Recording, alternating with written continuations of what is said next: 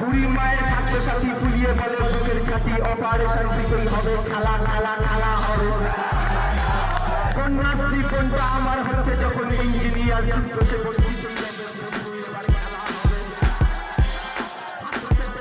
আমরা পশ্চিমবঙ্গের নাগরিক, আমাদের শিরায় বইছে বাংলার মাটি ও মানুষের স্বপ্ন। ইতিহাস সাক্ষী, এই রাজ্যের প্রতিটি নির্বাচন শুধুমাত্র ক্ষমতার পরিবর্তন নয়, এটি আমাদের ভবিষ্যতের অঙ্গীকার।